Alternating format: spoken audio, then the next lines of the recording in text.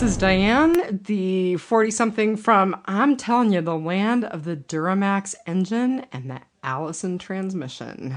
Whoa. This is Brian, your zombified 30-something Heineken drinking on a Sunday evening. What's going on? Not much. We are recording a long overdue off-season episode for our fans. Unfortunately, we're not recording the one we planned, but you came up with a great idea. You know what? Blame the streaming services. Hey, so apologies to everybody out there. We were actually going to do Return of the Walking Dead, Return of the Walking Dead. Oh my God. Return of the Living Dead, because I thought it would be fun. I haven't seen it since high school. Sat down to watch it last night, and Netflix doesn't have it. Amazon has the trailer up and has a big, nice blue bar that says, we're in dispute with the owners of this license, so you can't watch this movie right now. So it's not our fault. Yeah, it's theirs, but it is our fault. So, I mean, we can kind of take responsibility, but summer is just so nice, and we have things to catch up on, and here we are. Yeah. It's going to be ramblings of a drunkard tonight. I think we decided we were going to call it a recap and a ramble, or something like that. Yep, something. We'll see. Wherever the discussion takes us. We don't name until after the episode. Right. So, but, we did kind of decide that we would do a quick recap and some observations about Fear the Walking Dead because it premieres in 3 weeks. But first, I would like to talk a little bit about The Walking Dead. So, we're not saving the good stuff for last. We're doing the good stuff first. I'm having fun. You like your dessert first, don't you? Yeah, yes, I do. Cherry cobbler would be great. So I haven't been watching much of. They're doing those 6 Sundays of The Walking Dead where they're showing the whole season on a Sunday, and starting really early in the morning and playing through the day. And I haven't been watching much of it, but what I did was I made it appointment television to catch the Termites, the Terminus episodes. Oh, you did? Because season 5. Yeah, the end of season 4 is when they get there, and then the beginning of season 5, which I freaking love it. That is one thing. That is my epic, if I could say, epic fail for the series on something I wanted more. Not stretching out the Terminus story. Yes, like, out of all the crap we grind in the prison and the farming rick and all of that crap that we just ground and the flu, which the flu was really cool. I really enjoyed that. I have to tell you, season 4 was my favorite, so you're breaking my heart. But go ahead. But it was, it just, come on. They could have sped that up in favor of more Terminus things. Well, because I think they didn't necessarily have to speed up season 4 to prolong Terminus. I mean, one of the places where I agree with you is that Terminus was really interesting, and I think they dispatched with some really worthy foes too quickly. Maybe they didn't want to run into the whole drag out the governor until its weary end kind of thing, but the Termites had the potential to be really, really intellectual foes. Yeah, because there was so much to it. I mean, as I was watching the end of season 4A is what it was called, where they go into the train car and, they're running through the grounds and you go past that whole, the pile of bones. Yeah. Yes. They're sun drying the meat. They're curing the meat. Yes. And you go into the room where there's that, we never really got the full story of the room with the memorial. I mean, we know it's a memorial to the people who originally held Terminus, but there could have been so many stories just from that. Well, yeah, you get that brief explanation on why they did it because, you see where, what was the leader's name?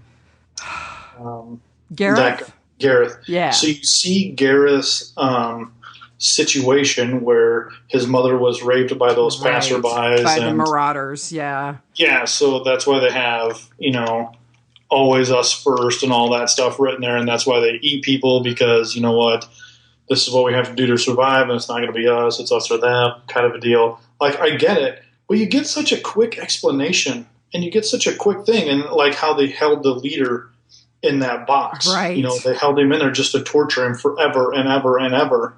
There was just so much more to all of this stuff that was going on. I was very sad that they just whacks it, and Carol blasts Mary's head, Right. or leaves her to die, and the whole... Yeah, doesn't she kneecap her? Yeah, she kneecaps her and then lets the dead... Like, there was just so much there. There was a lot of very rich subplot there.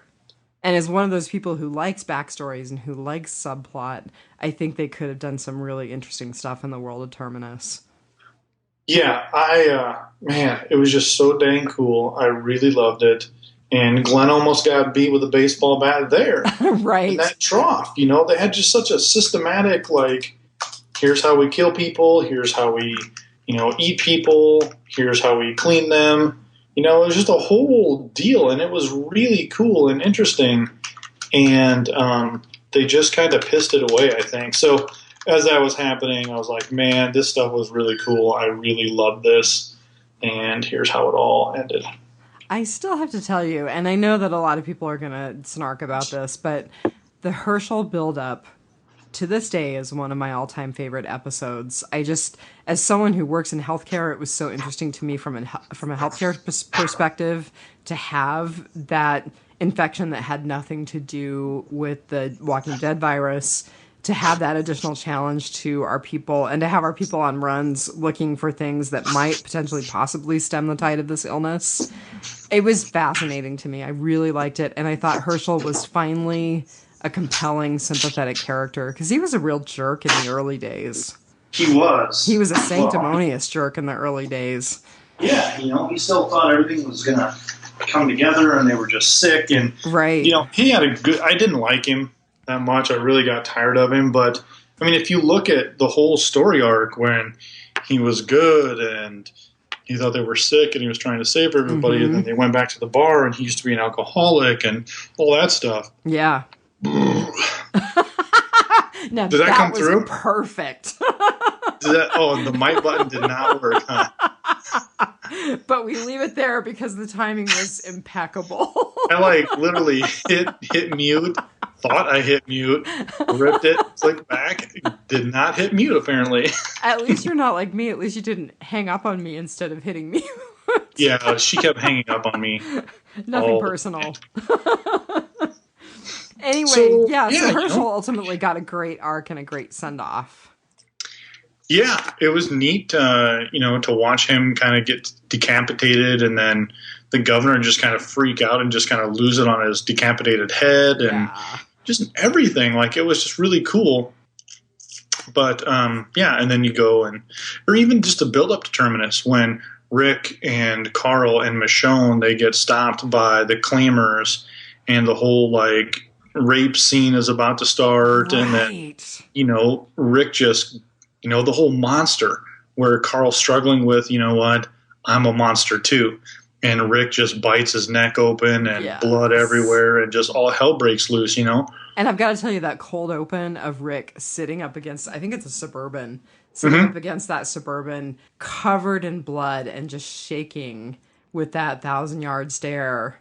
That's a really great cold open. That was a huge moment in Daryl's life because they're sitting there talking, and I remember this pretty good because I'm like, oh my God, I totally forgot about that. I know exactly where you're going. Yeah. And he says, "You're my brother." Yes. And he kind of just stared back at him, and it was one of them moments where he's really saying, you are a part of my family. Yep.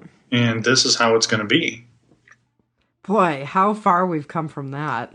And not always for the better. I mean, I think that I'm definitely looking forward to season 7. I think that there are potentially some great things. I'm so excited about the kingdom. But, I also look back and some of the paths that we've traveled beyond seasons 4 and 5 have been tough. Yeah. So here's how long... We've kind of had this discussion, but now it's looking like even more, is how long are we going to stretch out Negan? Well, I think they're going to stretch out Negan a heck of a lot longer than Terminus. I think Negan's going to be pretty much omnipresent for season 7. Did you hear that again? Okay, so it's not that. My mute button just doesn't work. Okay, everybody, we need to take up a fund for Brian so he can get a new microphone so he can drink, belch, and podcast all at the same time. Okay, so sorry. I totally feel like I need to fart into the mic now or something. Like, I looked at it, I clicked it, it went red. I burped, I clicked back, and then I hear you laughing. I'm like, well, I guess it didn't mute then. I think this may be the episode that gets us nominated for a podcasting award. Yay!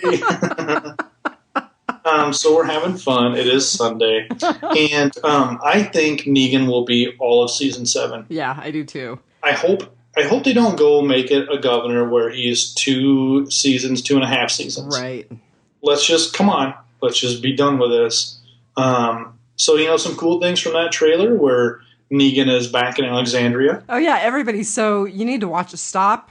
If you have not watched the trailer for season 7, you probably want to, because we're going to talk about the trailer. It's not a huge spoiler, but nonetheless. It's what you see coming. I mean, okay, so Negan makes it back to Alexandria, Obviously, hey, I'm going to take your stuff now. Right, and we've seen him at the gates in the comic book, not to get too comic-y. So it just shows that Gimple is still pulling a lot heavier from the source material than previous showrunners. Mm-hmm.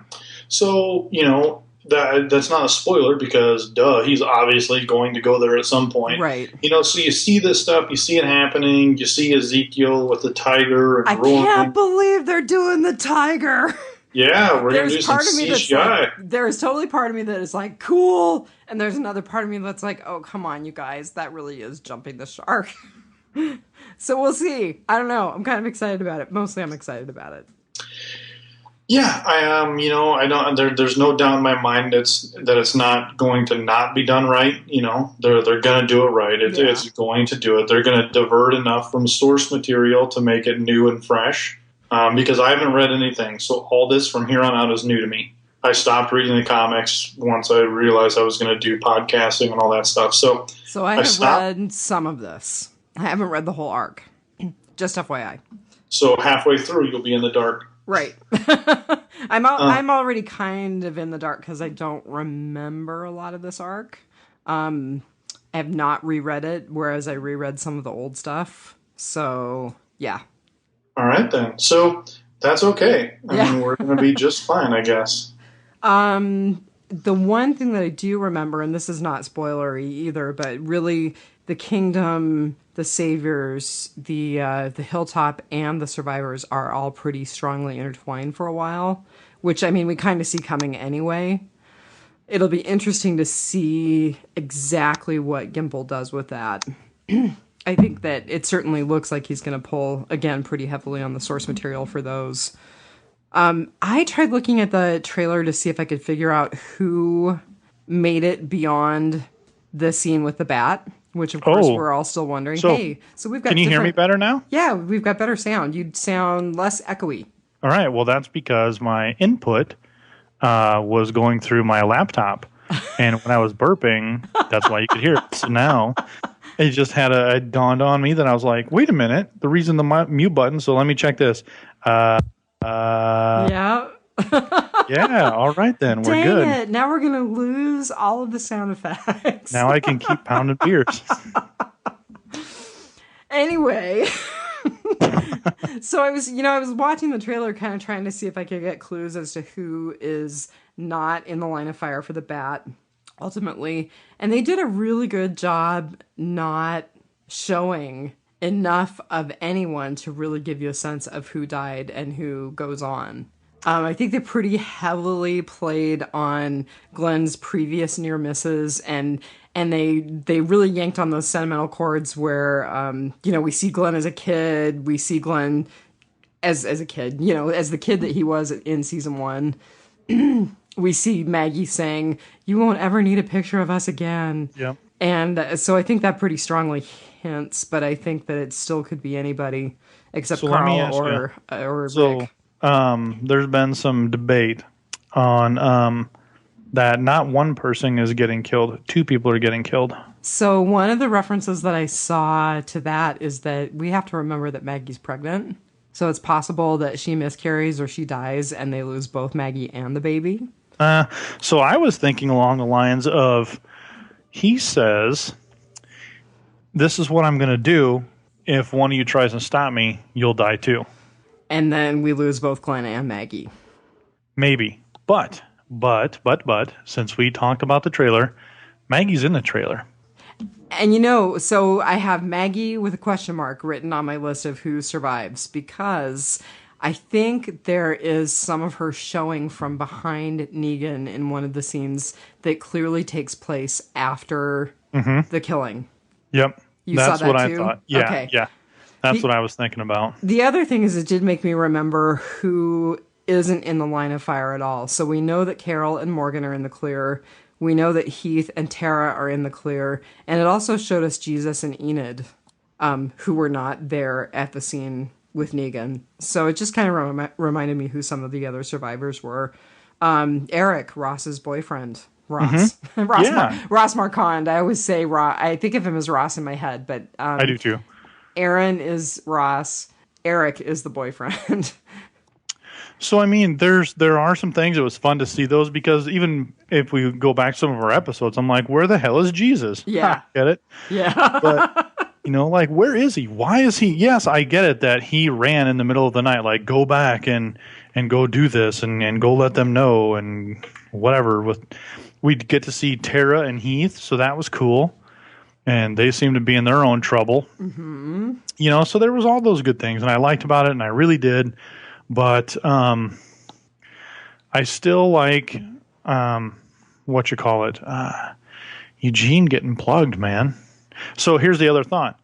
Maybe Negan kills multiple people throughout the first few episodes. I think that's real possible, because you don't get the message. So I'm going to show up and do it in front of everybody else now, too, because you're not understanding. Well, and the other thing is Denise took someone else's death. So it kind of makes you wonder if we won't once again see that another death happens, that we're not expecting.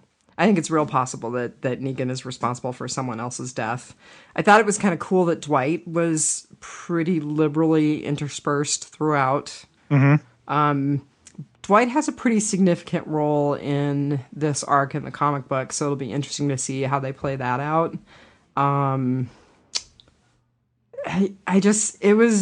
It was interesting. There were some great shots of things to come. It didn't give a heck of a lot away. They didn't really show us a lot about the hillside or hilltop, excuse me. Yeah, and they weren't gonna. I mean, we kind of knew that this is how they do it and this is what they do. The other thing that they've done, though, and I didn't really get that strong a sense of it from this trailer, they usually are pretty good at kind of trying to misdirect, like showing us one thing and making us think that it's going to happen in a specific context, and then it's a total misdirect. I didn't really get that feeling from this trailer. I just got that it was more flashes of, this is what you're going to see, and this is what you're going to see, and that's the, Well, I think that then there's a reason for that, because everyone was so pissed off at the end. They're like, look, here's the kingdom, here's Ezekiel, here's the tiger, here's all this cool stuff. Right. That's just how I kind of view that as. Hang out, because you'll get to see Shiva. Mm-hmm. So, all right. Enough of that madness. Couple more things about Walking Dead before we go on. Never mind. You're in charge. Yeah, so this is Jeff Marsick's contribution. He sent me an article about the Emmy nods that Walking Dead actually got. So they're up for 5 Emmys. Unfortunately, once again, none of our actors or actresses made it into Best Actor or Best Actress categories, which is really unfortunate, because I do think there are some really great actors and actresses on this show. But it did get nods for Outstanding Special Effects in a Supporting Role, which I'm not quite sure what that means, but that's what it's called. Outstanding Prosthetic Makeup.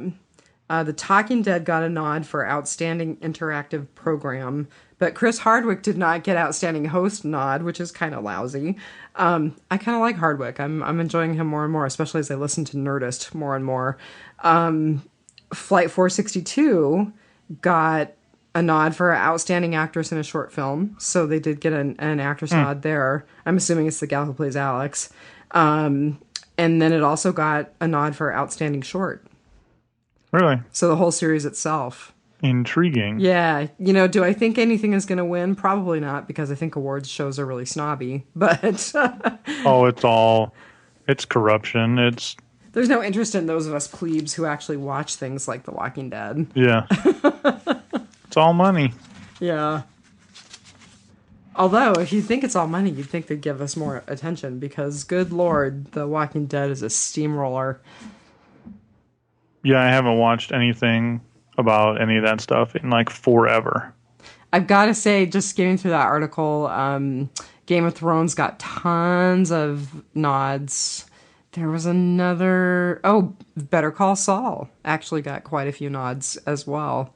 So... Walking Dead was pushed aside for Game of Thrones and Better Call Saul. Did you get your Harry Potter book this morning, last night? No, I didn't. I will. God, I'm so busy, doing the Preacher podcast. Todd and I are still going strong with our socio-political podcast. So, yeah. And my wife is a crazy. Potterhead. Oh, pretty hardcore. Nice. She's halfway through it, and she Already? said it's absolutely amazing. Oh, okay. I'll have to make sure that my husband knows so he can order it, and then I can read his copy. Yeah, she's a hardcore Potterhead. Right on. She was so scared to read it, and she didn't want to do this, and she's like, I just don't know. I'm like, who cares? And she's like, oh my God, this is freaking amazing. Well, and before we started recording, I was telling you that after the fire, we didn't replace a lot of books in paper, but the Harry Potter series, in a very nicely bound paper chest, I might add, is one that we replaced in hardback. So we'll have to get the book. We may even have to get the book in hardback instead of read it digitally. So, what else you got before we hit the fear? Probably not much else. Oh no, we were talking about why the Walking Dead premiere got pushed back. So it now looks like it's premiering on October 23rd. And my suggestion was, well, they probably pushed it back to be in sync with Walker Stalker Con Atlanta, because Skybound now has some sort of owning interest in the Walker Stalker Con. But I looked it up, and Walker Stalker Con is actually the weekend after the premiere of Walking Dead. So that's no reason to push the date back. Yeah, so we were talking, theorizing. So let's just talk. So the season is 16 episodes. Normally we started first week of October, ended first week of December. I don't think they're going to. I know where you're going. Sorry, I interrupted you, but I don't. No, it's okay. Don't think they're gonna cut the season short. So that means we're going to get a little bit deeper into Christmas. Right. We're going to get a little bit closer to Christmas, which that'll be pretty cool. I'll be pretty excited for that. So it really comes down to why did this get pushed back 2 weeks? Well, and I think the theory that you posited before we went on air is pretty accurate. They had to do some reshoots.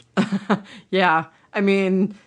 So if you're unfamiliar with how it goes, I guess I could say this quick. I mean, if you're unfamiliar with how it goes, the show shoots, they do all their fun stuff, they start doing all their special effects and add-ins, and then the executives come through. The AMC crew come through. The same people who won't let Daryl die, those are the people who come through and say, as much Robert Kirkman says it's his and writers and showrunners, AMC still gets the final say in what happens. Because everyone has big bucks from the advertising. Yeah. I mean, they're the ones who pay for the show. They're the ones who did it. That's a contract. They get final say in what happens. So they watched it and said, yeah, no, you need to do some reshoots. Guarantee it. Whatever. They're never going to come out and say, well, AMC didn't like it. We had to go back and reshoot some stuff.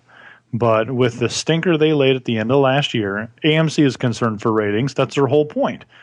So you need to go back and reshoot. I'm not saying they changed the whole pivot storyline or anything, but they may have expanded on some things or changed a lot of dialogue.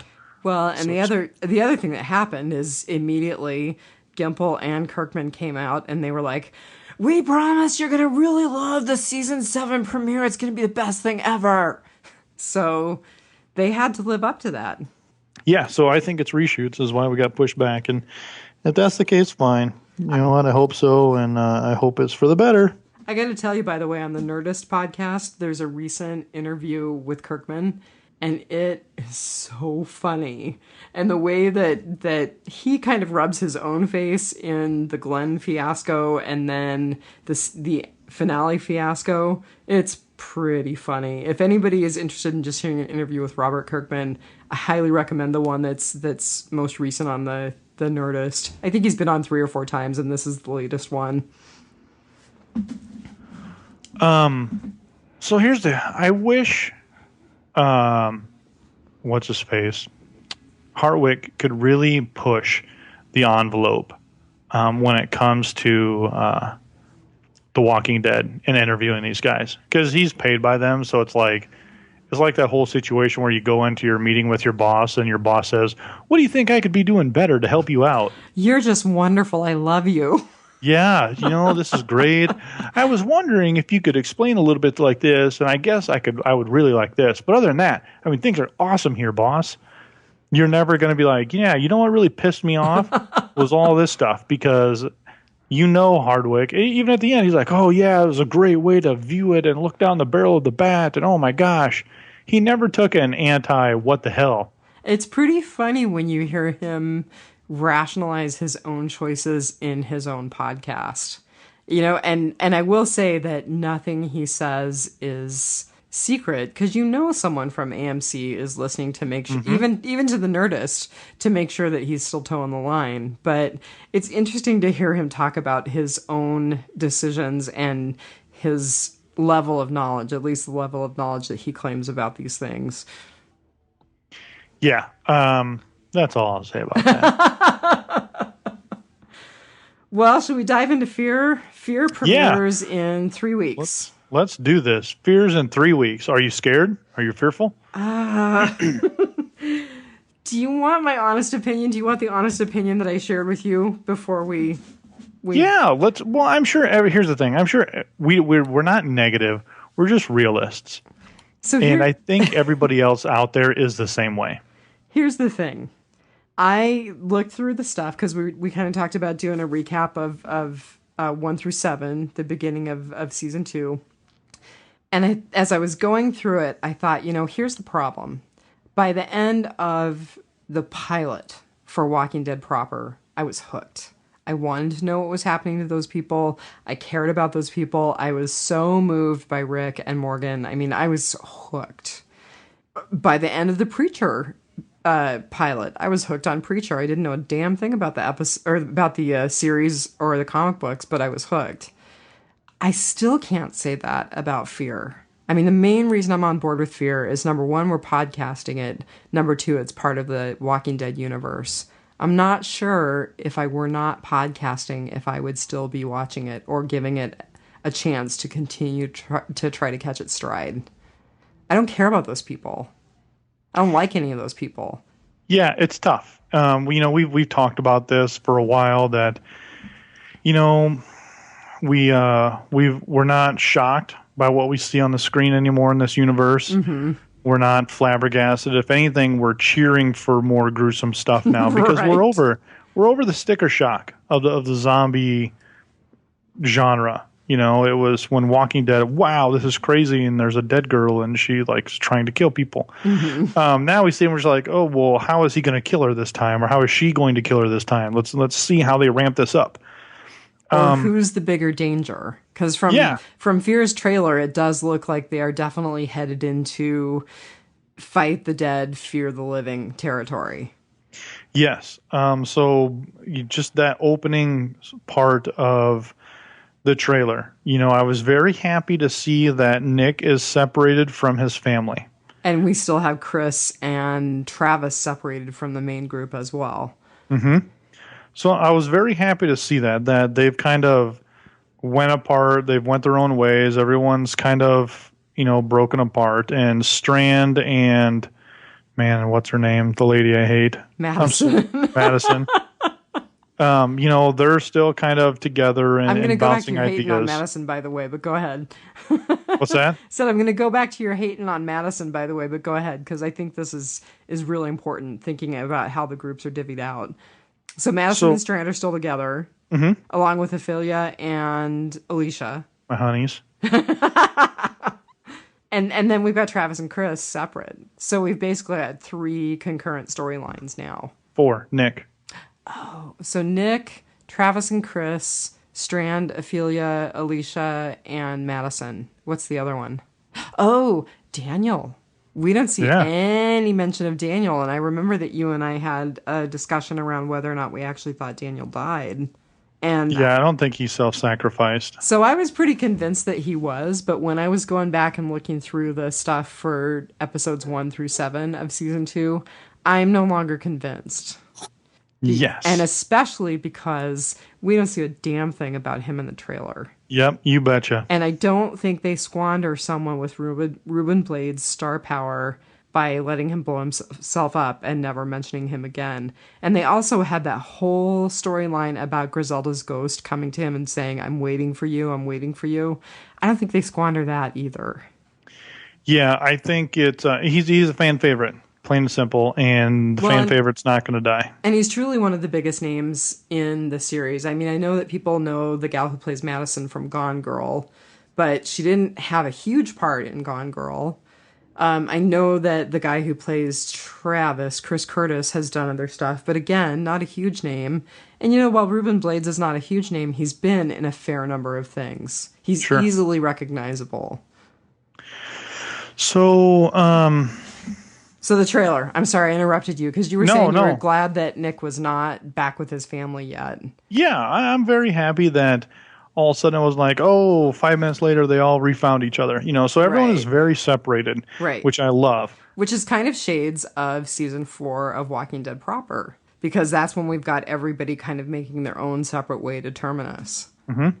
And, we talked earlier that, the one thing I loved about The Walking Dead, my favorite parts about The Walking Dead is when they are on the move, they're struggling to survive. They need to figure things out. They need to scrap and fight and claw their way for existence and survival. And at every turn of the corner in this trailer, it looked like they were doing that in some way, shape, or form, whether it was from the gangs or just complete desolation. They were struggling to survive. And I do think also it's one of those are the situations where people's characters are more revealed.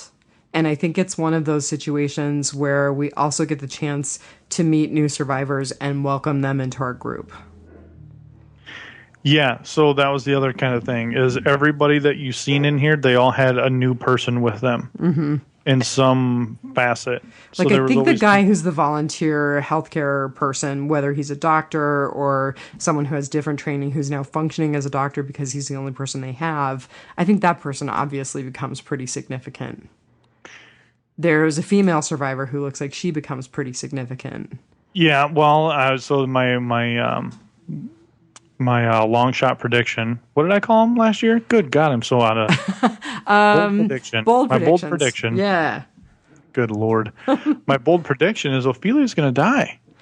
Well, because there's another hot Latino coming into Nick's life right now. Well, and here's the other thing, right? We haven't heard anything about Alex. And we know Alex is still out there. They're not going to invest all that energy into a character that basically this whole miniseries was centered around, who now has an Emmy nod, whether or not she gets it. They're not going to squander that either. So what if her and Daniel wind up connecting, then going to join the main group? I think that's possible. I think that you suggesting that Nick gets with that other woman is possible. I think there's potential relationship there. Maybe developing a new relationship is what brings Daniel out of this whole tie to Griselda. I don't know. Maybe they're not going to get relationship-y at all on us. I mean, it sounds like Travis and Madison are pretty done. Yeah, well, obviously. I mean, he's like, hey, I got to go take care of my kid. Yeah. Adios. And people who speculated that that Madison and Strand were going to be an item, I don't think so. Yeah, I don't see that tide turning anytime soon. So, what could happen is there could be a situation where we have a die-off. We have some kills. When's the last main character to die? God, I don't even remember. I mean, if we assume Daniel's dead, then Daniel, but I no longer believe that. Celia wasn't that big of a character. She was just the emotional push others needed. I do think that Abigail was significant in his relationship to Strand, but only in that relationship. Nobody from the core group. We didn't really lose anybody from the core group. The last one was Liza, right? Travis's mom at the end of season 1. Yeah, so really nobody. So they've got to pay the piper. So the one thing that made me go, huh? Was Ophelia. She goes, there's no way we can survive. So she's admitting defeat. She's saying, you know what, we're dead. Maybe it's because she still thinks her father's dead. Could be. Maybe or she'll just have a new lease on life. You know, we see that in The Walking Dead where people are just like... They opt out. It's just more. This is never going to be done. Yeah. And at the end of the day, we're all going to die. We're going to wind up just like them. So screw it. That's true of the human condition. True, but I can take a hot shower and get on the internet and watch football games. Okay, fair. I don't have to eat dog food and wonder where the next biter is around the corner. Yeah. So do you want to do a recap episode by episode, or do you just want to hit some of the main points? I think we just did a recap, didn't we? Yeah, we really kind of did. So well, let's just kind of see where everybody's at in their lives. I mean, so we kind of just did, Nick, we see him walking down the road in Tijuana. In the trailer, we kind of catch up with him and another Latino honey, and it looks like a pretty solid set up camp of survivors, yes. that he stumbles into. It looks like a fairly large group, a fairly organized group. They have that big interaction with that large herd of dead. So let's go back to the opening scene where these no-named characters are separated by a fence from the dead and a bus connects them together. And you see the one guy give his wife and kid a kiss. And then he goes through the end of the bus and gets out there with the dead. And he's like kind of saying a prayer to himself and kind of looks up, and then the dead eat him. Do you think they're trying to like find people the power of God, or do you think they're like trying to find some reason to this? Or was he just bitten and he was just, hey, I'm going to die, so I might as well just go get ripped to shreds? Or do you think maybe he was trying to somehow create a pathway or a diversion for his wife and kid? They didn't look at. They just stood there, and everyone was kind of like there goes another one. I think the message that we really got from the first half of the season is that, and I don't want to offend anybody. God knows I don't want to offend anyone, but this is Latin America, and religion is different, spirituality is different. Conceptions of God and spirituality and death are different and very complex. So, I mean, it definitely could be a religious thing. Mm-hmm. We certainly see more of the religious elements even brought into the trailer when they find that church and they say, wow, somebody really blocked this up tight. I think that we're going to see strange interpretations of Latin spirituality come into effect again. The other thing is we don't know any more than we knew about the owls. And I think that's coming back. Remember the owl coin that Louise gave? Remember the carved owl that that Daniel saw or was it Nick saw in the shrine? Mm-hmm. And Daniel recognized that owl. That's what it was. He recognized the owl on the coin. So I think we're going to see more about that. Yeah, I hope so. I mean, it was really kind of an untold component of the story, but it was a big piece to that that bodyguard or the brother or whatever. Louise, it was a big component to them why it was there and what was happening. So I hope we see it. Well, and just a side note, real quick, diverting off of The Walking Dead. In case anyone is wondering, in my Pokemon Go from a 10K egg, I did hatch a Larpus.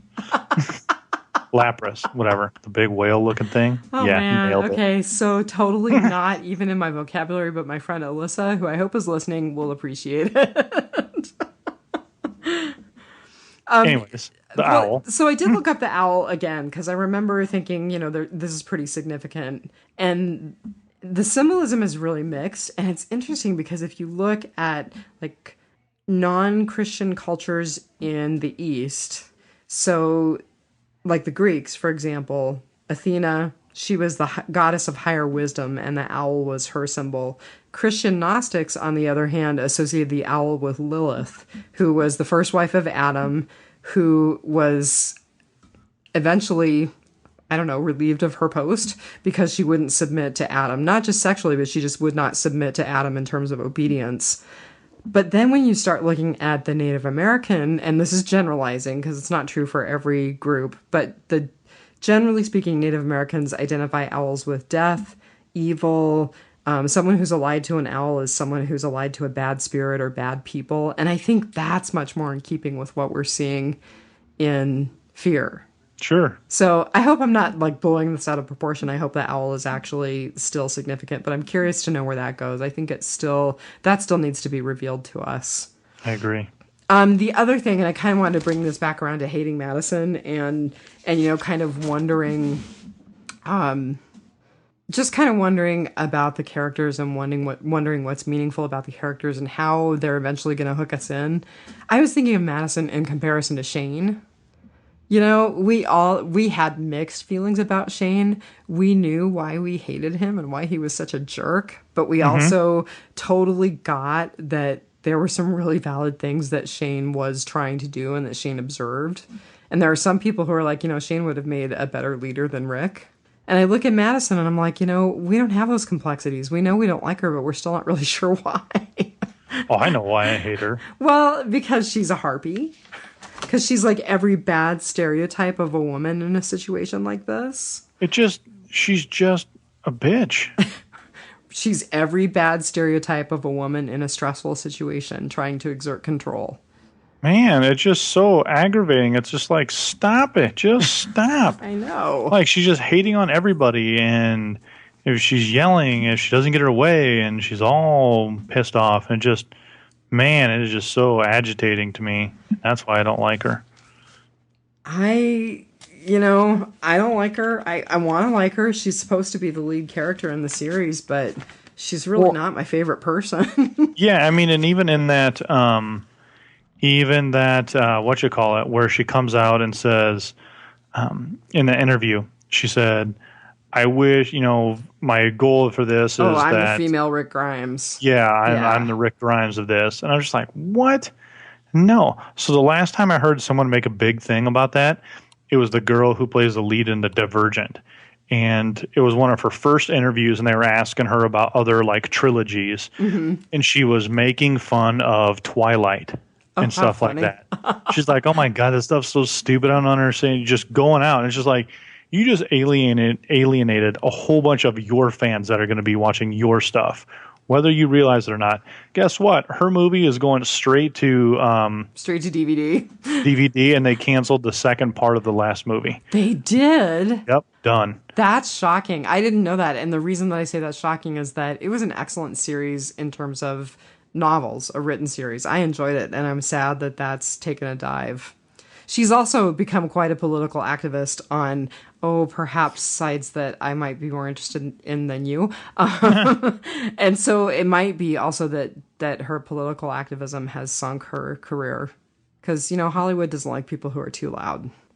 That's the thing. Whichever way you go, left or right, I'm the person who's like, you are not paid to voice your opinions, especially in sports.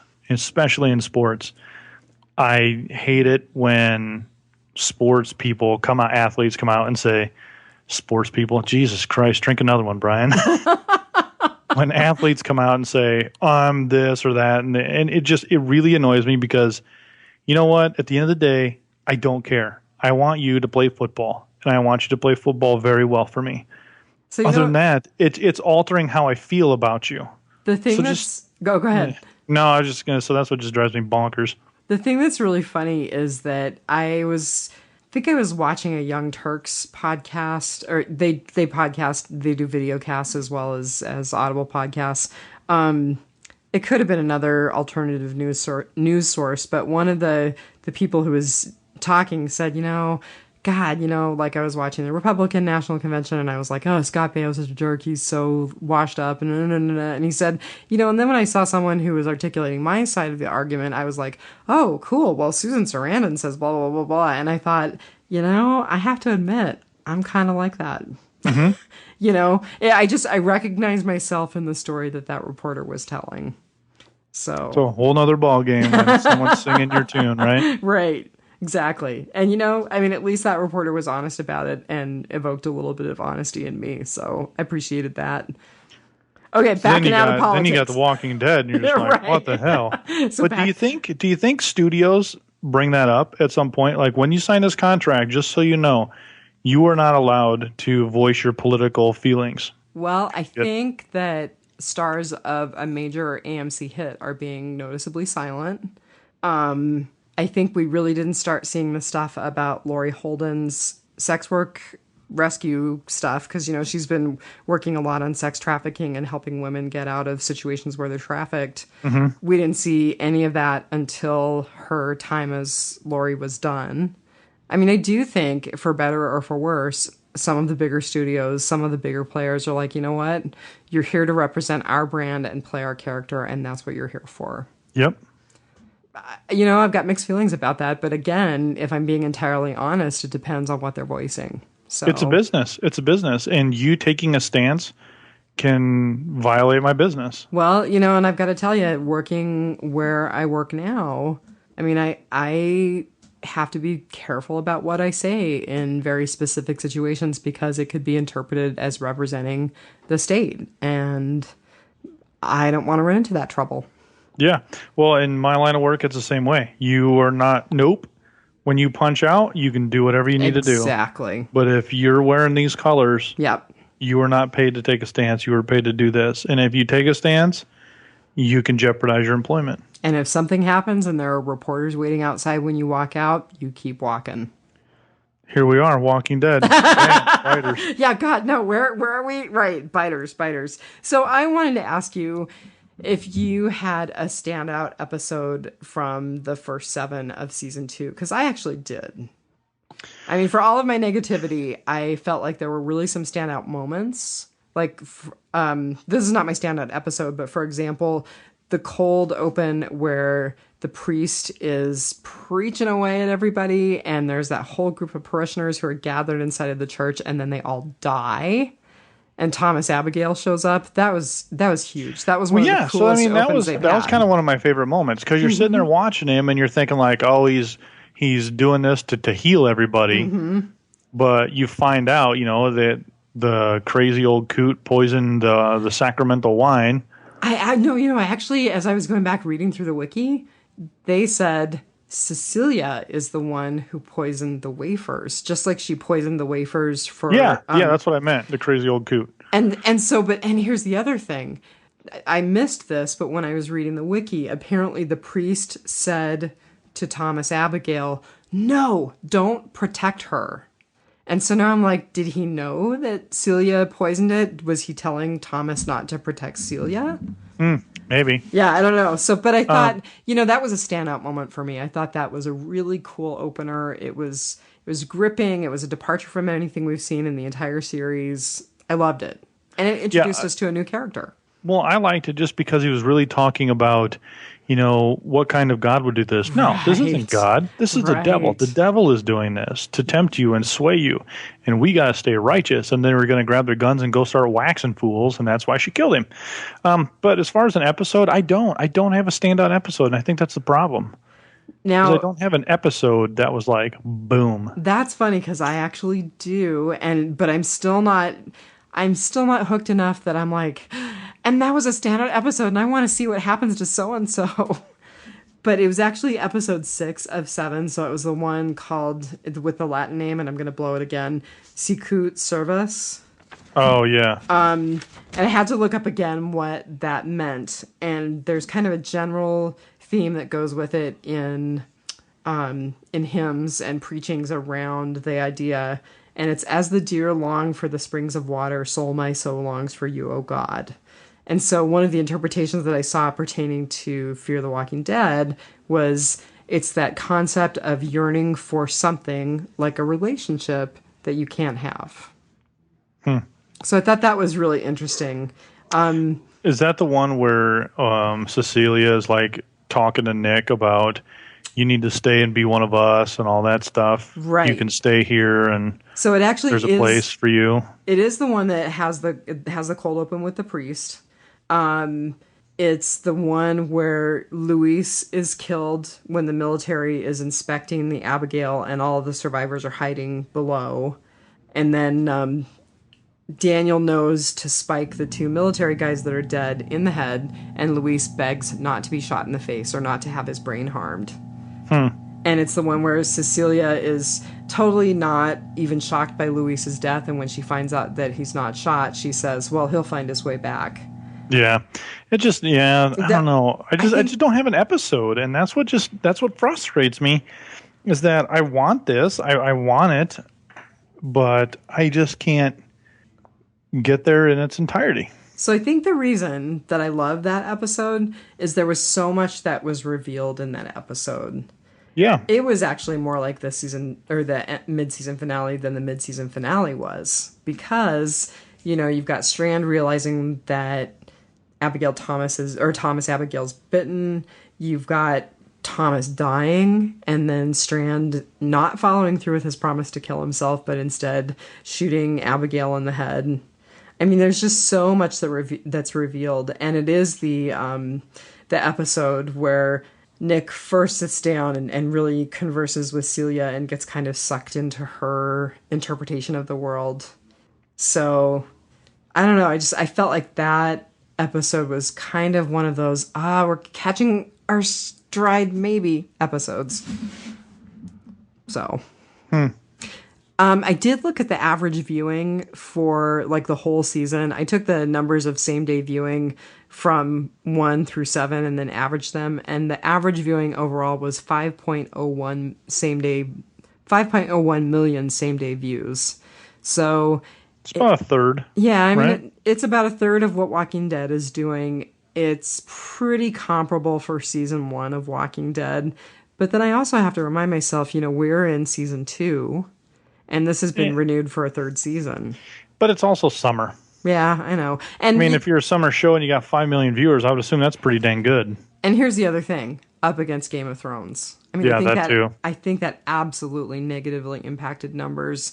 The first few episodes of Preacher were up against Game of Thrones, and we definitely saw the impact on Preacher's numbers. There's a difference between the seasons that aired after Game of Thrones was over and the ones that were right up against Game of Thrones. So I do think that had some significance. Speaking, though, of viewing and time and all that, you and I were both talking about how there's so much great TV that you really have to kind of ration what you're watching and what you're not. I was thinking about it, and maybe the reason, another reason that Walking Dead's premiere got pushed back a little bit is if Preacher takes, we know we've got at least one more season of Fear. Maybe it allows them to have kind of a continuous cycle. If they manage to hook people in with Fear and with Preacher, then between those 2 shows and Walking Dead proper, AMC pretty much rules the cycle. Especially because it looks like it's going to be quite a while until we get the next season of Game of Thrones. Which, that's not my thing. That's my husband and my friend's thing. But it's a possibility that they're trying to eat into the Sunday night cycle a little more by changing their timing. I don't know. That's my theory. Anyways. All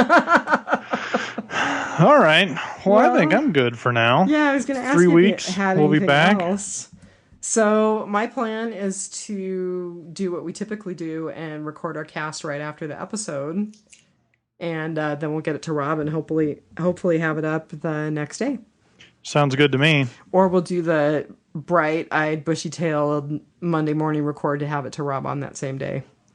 We'll figure something out, but we'll figure it hang out, in there. but... We'll get it all worked out again. There's likely to be some hiccups in the process, but we'll get it fluid and functional. Yeah, absolutely. And, to the listeners, there are still a lot of people out there kind of sharing intermittently on Facebook, which is really cool. And we've missed you guys. I'm looking forward to things being on a more regular schedule again. You bet. All right. Well, are we going to try this? Okay, I'm going to let you lead off and take it one dead day at a time. Yep. I don't think we did too bad, especially considering it's been so long. That's right. We're out of practice. All right. Have a good one. All right. You too. Bye.